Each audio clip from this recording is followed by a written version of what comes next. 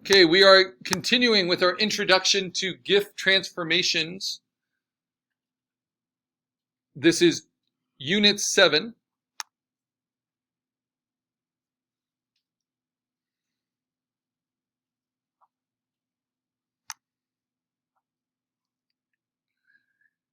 And as long as we're using something in the midst of our animation, beginning, middle to end, that we have already created in the class as some aspect of it, then you are free to create any kind of transformation you want.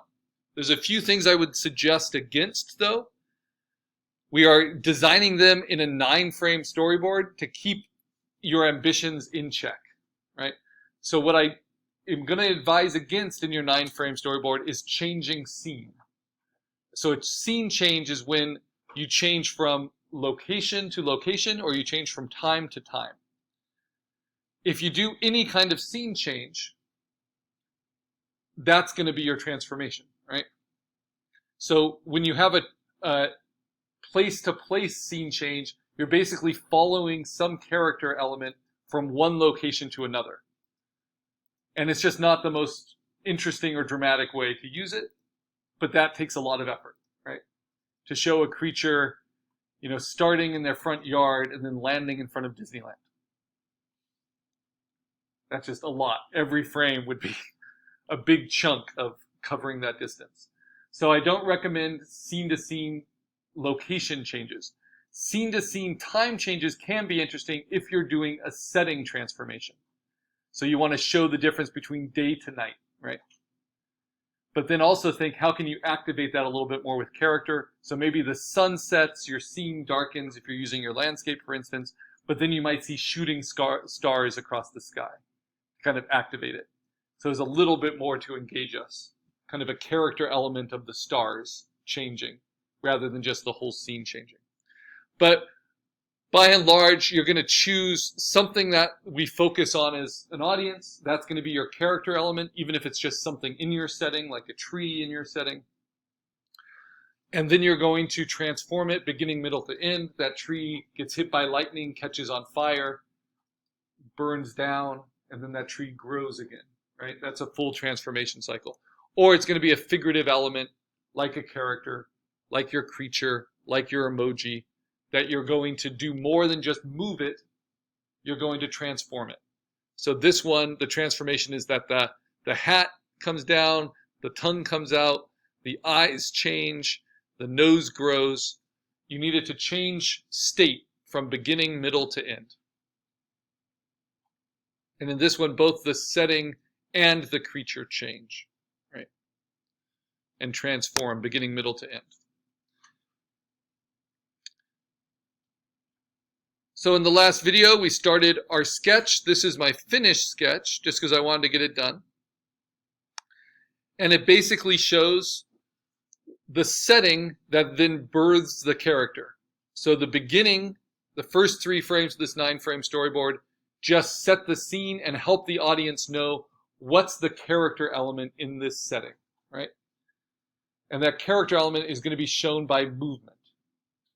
So most of the environment for mine is going to be still or moving very slightly, but this fern that's going to be kind of central in the frame is going to start shaking more. I indicated that with the arrows, and then a mouth is going to pop out of it. So then all of a sudden that becomes a figurative element. That becomes the character element that we experience the story through. Question, Andrew. Hey, so if we have the illusion of time passing, does that need to show up in our environment, or could that be shown in the creature? So illusion of time passing is kind of the definition of animation along with setting and character. Okay. It's what makes it different than a postcard image, right? Okay. So we just did the proving ground of the creaturescape, but that's a still image. Nothing in that gives us the illusion of time passing. Okay. But there's multiple ways we could give it that. One way is by animating it. Animating it is using sequential frames and then playing them in a time-based way. So we are giving the audience the illusion of time passing, not in a story way, but in a actual experiencing our images way. Because we get to say, you're going to see this image for this many seconds, then you're going to see the next image. And we're going to probably mostly do 0.2 seconds per image or 0.3 seconds per image. just shy of 24 frames per second. But let's think about that. How could we make our creaturescape have an illusion of time passing without using sequential images? Is there anything we could add to that image that makes it seem like time is passing? All in that one image, yeah. Maybe you could make like a plant or vegetation growing. But how would you show it growing in a still image, right? There are ways to do it. So let's say we wanted to do a still image of a fastball pitch, right? Yeah, so we could do like blurs between it. You could do something called ghosting. You could do something like multiple exposures, where you have kind of after images of the pitcher winding up, and you can see like their arms moving, all in one still image. So there are lots of ways to have illusions of time passing. That's when you can identify a beginning, middle, and an end. Animation makes it simple. It's kind of a very strict comic book page where all the frames of the comic book are the exact same size, and we're limiting the viewer to only looking at one frame at a time. That's what animation is.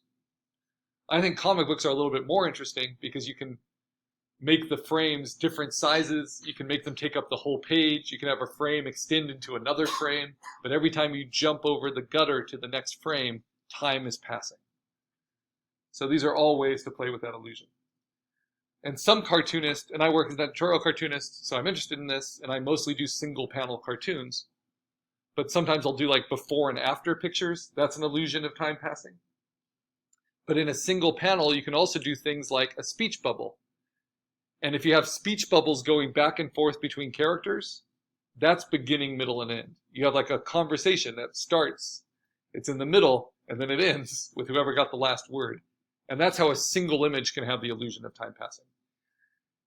And so basically, these three things are always there in what we call narrative, where you're telling an actual story rather than just seeing a postcard image. So does that clarify it? All right.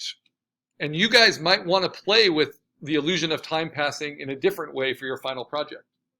I've had students do like editorial cartoons or speech bubbles or motion blurs and ghosting and multiple exposures for their ideas for their final project. But for this, we do it by changing something slightly frame to frame, and that gives us the illusion of time passing. So as a metaphor for this, I showed you this flip book. This is what the end product will look like, right? Where we're making basically a sequence of images. We'll make a lot more than 9 images to get our finished animation. But we get to control how long each image is shown. And we do that just by programming the eyeball next to the layers in Photoshop. If you don't want to do this in Photoshop or don't have access to Photoshop and you have to build this, if you look at the assignment, it will give you the link to this site called gifmaker.me. So just like we do in Photoshop in class, you can use Photopea to make all of your frames, just like you would make a flipbook page. But then you would use the gifmaker.me program to put those frames in sequence and to play them at the timing you want. And it will output the GIF for you. We'll do it all through Photoshop in the lab because it gives us more options. And we can also, through Photoshop, output it as a movie file and not be reduced to the 256 colors. That's the maximum a GIF allows. So, how many of you have finished with your digital storyboard? Because now we're going to test them out. Great. So you're going to follow along with me because it's best just to see how this works. So we've got this. Save it. I would recommend saving it and posting it.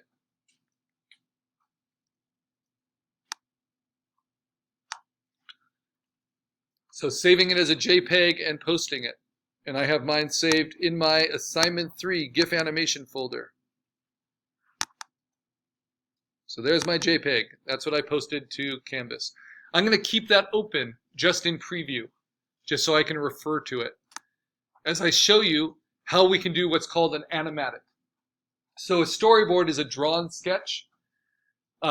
I was thinking briefly about being a storyboard artist. I went to art school around LA. There's a big need for storyboard artists. Anything that's shot to film professionally, whether it's a music video, whether it's a commercial, whether it's a bumper sequence between Cartoon Network shows, everything is storyboarded first. And everything is storyboarded that doesn't actually go into production. Like every idea that's pitched is storyboarded. Whether it's live action, whether it's animated. So there is a lot of need for storyboard artists. Often directors now train to be storyboard artists as well, because a storyboard artist works very closely with the director to pick camera angles, to show movements, to show scene transitions. It's basically film school, just in quick drawings. But when I was in school in the mid-90s, storyboard artists made around $1,000 an hour.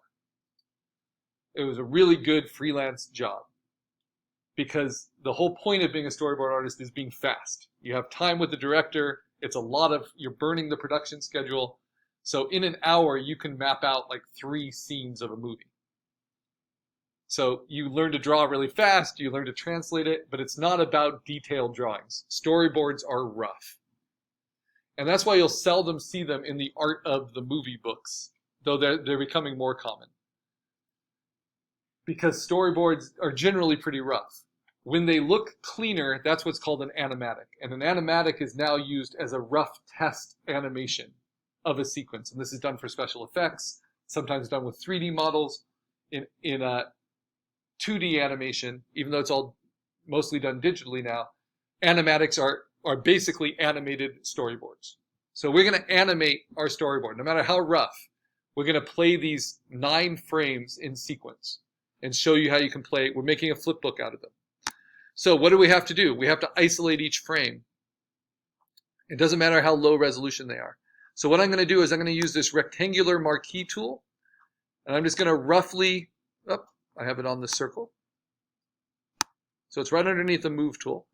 I'm going to draw a rectangle just roughly around my image. Right? And I'm going to keep that same rectangle. I'm not going to change it. Doesn't matter if it's a perfect square or not. But it has to be the same shape each time. I'm going to hit Command J.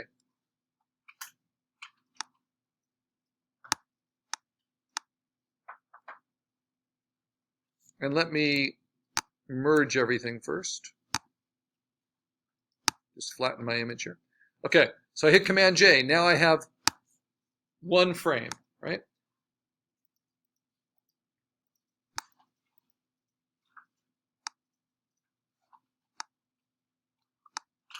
How did you merge it again? I just went to Layer, Merge Layers, or Flatten Image, Merge Visible. All of them will do it.